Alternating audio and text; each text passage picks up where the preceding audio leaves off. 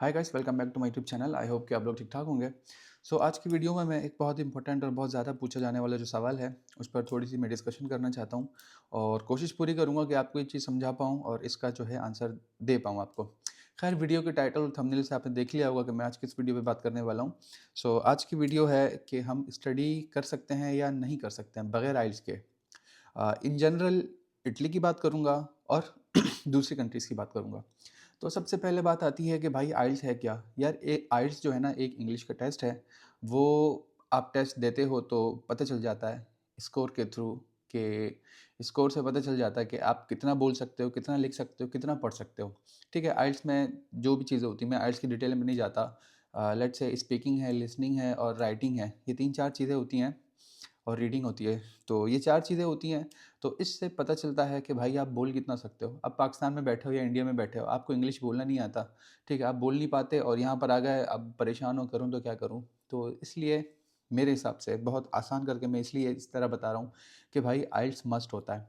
अब बात करते हैं स्टडी वीज़ा इटली के लिए और दूसरी कंट्रीज़ के लिए। आजकल जो है ना, मैक्सिमम कंट्रीज़, ऑलमोस्ट हर कंट्री में, यूरोपियन कंट्रीज़ की बात बता रहा हूँ, सब आपको हर जगह आइल्स चाहिए होता है। चाहे वो फ्रांस हो, चाहे वो जर्मनी हो, चाहे वो इटली हो, हर कंट्री में आइल्स चाहिए होता है।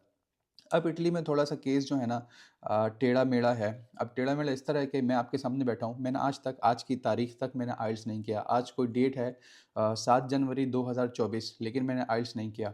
अब देखो, मेरा केस जो है, मैंने आइल्स नहीं दिया, तो आप ये नहीं कह सकते कि भाई आपने नहीं दिया है, तो मैं भी नहीं दूँगा, मैं बिना आइल्स के जा सकता हूँ। भाई मेरा केस एक्सेप्शनल है, तो आपका केस एक्सेप्शनल नहीं हो सकता। तो यहाँ पर 2 चीज़ें हैं, पहली चीज़ एडमिशन, दूसरी चीज़ है वीज़ा। इटली पे बात कर रहा हूँ अभी, बाकी चीज़ें साइड पे करके। तो सबसे पहली चीज़ एडमिशन। एडमिशन आपको बिना आइल्स के मिल सकता है या नहीं मिल सकता? बिल्कुल आपको मिल सकता है एडमिशन बिना आइल्स के। अगर आपको, मैं पहले भी वीडियोज़ में बता चुका हूँ, 50 यूनिवर्सिटीज़ हैं लेट्स से, अब 50 में से 30 यूनिवर्सिटीज़ को आइल्स चाहिए। एडमिशन के टाइम उनको आइल्स चाहिए और अगर आपके पास आइल्स नहीं है तो वो आपको एक्सेप्ट नहीं करेंगी, एडमिशन नहीं देंगी। तो आपका पत्ता जो है वो 30 यूनिवर्सिटी से कट गया। कितनी रह गई? 20 यूनिवर्सिटीज़। तो अब आप ये बताओ, 50 में आपका कितना चांस होगा और 20 यूनिवर्सिटीज़ में आपका कितना चांस होगा? अगर 20 में से कुछ में आपकी जीपीए नहीं मिल रही, कुछ में और कुछ नहीं है, कुछ में और कुछ नहीं है, तो इस तरह कर करा के आपका चांस जो है वो कम हो जाता है। तो इसीलिए मैं कहता हूँ कि भाई आप आइल्स दे दो, तो एडमिशन से ही आप अपना जो है चांस वो बहुत ज़्यादा बढ़ा देते हो। फॉर एग्ज़ाम्पल, आपके पास आइल्स नहीं है, आपने एडमिशन अप्लाई किया, आपकी किस्मत अच्छी है और आपका एडमिशन जो है हो गया किसी बिना आइल्स वाली यूनिवर्सिटीज़ में। तो उसके बाद अगला प्रोसेस जो होता है वो बीच के प्रोसेस में खा गया, सीधे मैं वीज़ा पे आता हूँ। तो अब वीज़ा का जो प्रोसेस है, वीज़ा का जो प्रोसेस है उसमें आपको हर हाल में आइल्स चाहिए होता है, बिना आइल्स के आप कुछ भी नहीं कर सकते।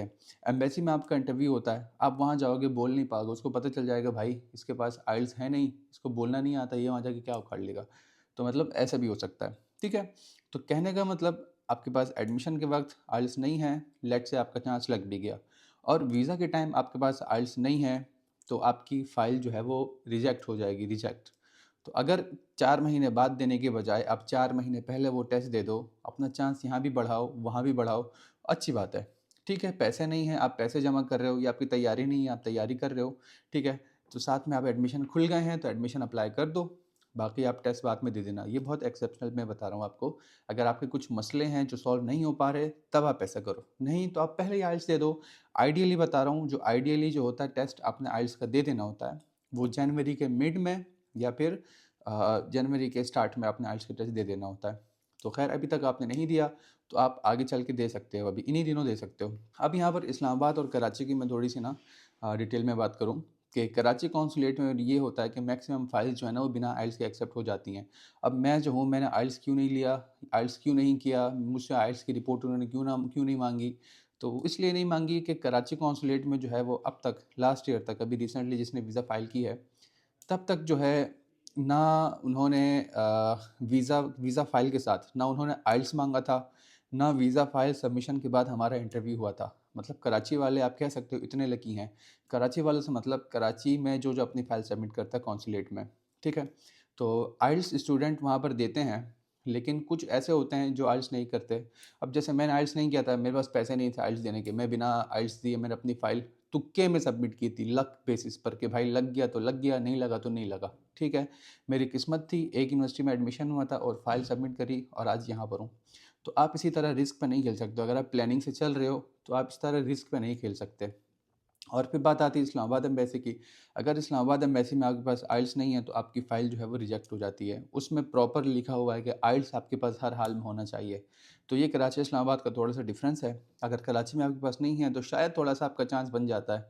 मैं कहूँगा 30-40% आप बिना आइल्स के आपने दे सकते हो। काफ़ी सारे ऐसे हैं जो मैं जानता हूँ बिना आइल्स के हैं। लेकिन अगर इस्लामाबाद की बात है तो भाई आइल्स नहीं है तो आप सोचो भी मत। बैंक स्टेटमेंट और सारी दूसरी चीज़ें अपनी जगह, लेकिन अगर आइल्स नहीं है तो आप रहने दो। मतलब अगर आपने नहीं रहने देना तो आइल्स करो, फिर उसके बाद आगे बढ़ो। यहाँ पर मैं एक आध चीज़ें और ऐड करता चलूँ वीडियो को एंड करने से पहले, कि काफ़ी स्टूडेंट्स ऐसे होते हैं जो कहते हैं कि यार हमारा एडमिशन करा दो, यार हमारी वीज़ा फ़ाइल प्रिपेयर करा दो, तो आप क्या सर्विसेज दोगे, आप हमसे क्या चार्जेस लोगे। तो खैर बैंक स्टेटमेंट के लिए जो है आपके स्पॉन्सर का फाइलर होना लाजमी है। स्पॉन्सर आप खुद भी हो सकते हो, आपके सिबलिंग्स फादर मदर भी हो सकते हैं, ठीक है। जो भी होगा उसका फाइलर होना लाजमी है। एक परेशानी ये है कि भाई आपके जो सिबलिंग्स में से या जो भी आपके स्पॉन्सर है वो फाइलर नहीं है, मतलब रिसेंटली उसको 2 महीने में फाइलर हुए हुए, तो हम वीज़ा फाइल के साथ पिछले 2 साल के टैक्स रिटर्न्स कैसे लगा सकते हैं। तो वो मसला नहीं है, वो हो जाता है। तो लेकिन उसका फिर आप समझ रहे हो मैं क्या कहना चाहता हूँ, ये फिर कंसल्टेशन में आ जाता है। तो मेरे कहने का भी यही मतलब है, अगर आप लोगों को इस तरह के मसले हैं, लेट्स से आपका कोई भी प्रोसेस है, एडमिशन है, वीज़ा है, स्कॉलरशिप है, एवरीथिंग, सो हम यहाँ बैठे हैं आपको समझाने के लिए। और बैंक स्टेटमेंट का भी प्रॉब्लम है, लेट्स से आप बैंक स्टेटमेंट अरेंज नहीं कर पा रहे, तो काफ़ी सारे सोर्सेज ऐसे हैं जो आपको बैंक स्टेटमेंट अरेंज करके देती है। कंपनीज़ बोलें, इन्वेस्टर्स बोलें या सोर्सेज़ बोलूँ मैं, तो लेकिन उसके फिर आपसे चार्जेज़ लेती है।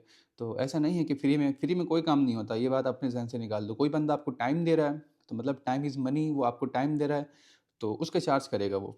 तो ख़ैर ये 2 चीज़ें थी, अगर आपको लगता है कि आपको कोई ऐसी प्रॉब्लम है, कोई मसला है, कोई चीज़ नहीं समझ आ रही, तो आप मुझे मेरे ईमेल कनेक्ट कर सकते हैं, ईमेल पे लिख सकते हैं, मुझे ये मसला है, या मुझे इंस्टाग्राम पे मैसेज कर सकते हैं। आई होप कि वीडियो आपको पसंद आई होगी। अगर फिर कोई बात रह गई है तो आप कमेंट सेक्शन में पूछ सकते हैं, कोशिश करूँगा कि उसको रिप्लाई करूँ। फिर मिलते हैं नेक्स्ट वीडियो में, तब तक के लिए इजाज़त, वस्सलाम।